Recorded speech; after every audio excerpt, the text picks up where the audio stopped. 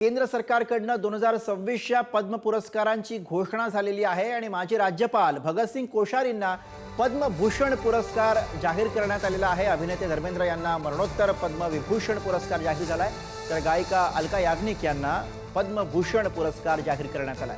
Cricketer हरमनप्रीतला, क्रिकेटपटू रोहित शर्माला सुद्धा पद्मश्री पुरस्कार जाहीर करण्यात आलाय, तर अभिनेते सतीश शहा यांना मरणोत्तर पद्मश्री पुरस्कार जाहीर झाला।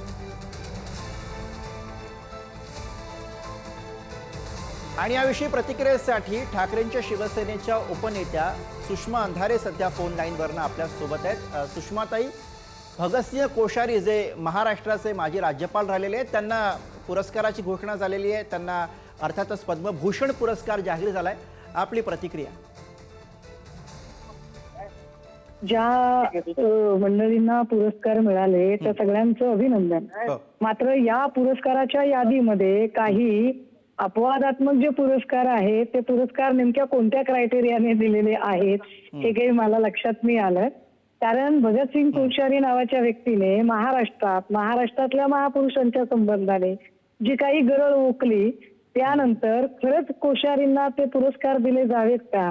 पण असो, ते म्हणतात ना की जे व्यवस्थेची भाटगिरी करतात व्यवस्था त्यांना पुरस्कृत करते। कोश्यारी सारखे व्यवस्थेची भाटगिरी करणारे लोक व्यवस्था त्यांना पुरस्कृत करण्यासाठी उतावीळ असते। हीच गोष्ट पुन्हा एकदा अधोरेखित झालेली आहे। सुषमाताई, म्हणजे आपल्याला म्हणायचं की राज्यपाल असतानाच्या काळामध्ये ज्या पद्धतीनं त्यांच्याकडनं काही वादाची विधानं झालेली होती, ती पाहता अशा पद्धतीनं त्यांचा सन्मान होणं हे टाळता आलं असतं, टाळायला हवं होतं असं आपल्याला वाटतंय?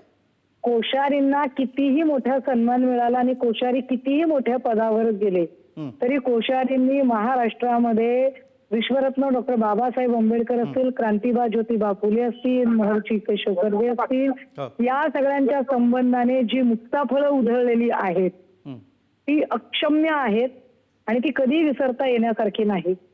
पण ते काय आहे, भाजपचा प्रॉब्लेम असा झालाय की माझीच बॅट, माझाच बॉल, माझंच मैदान आणि मीच शतकवीर। त्यामुळे पुरस्कार देणाऱ्या कमिट्या भाजप आपलं ठरवत राहते, काय बोलणार आहे।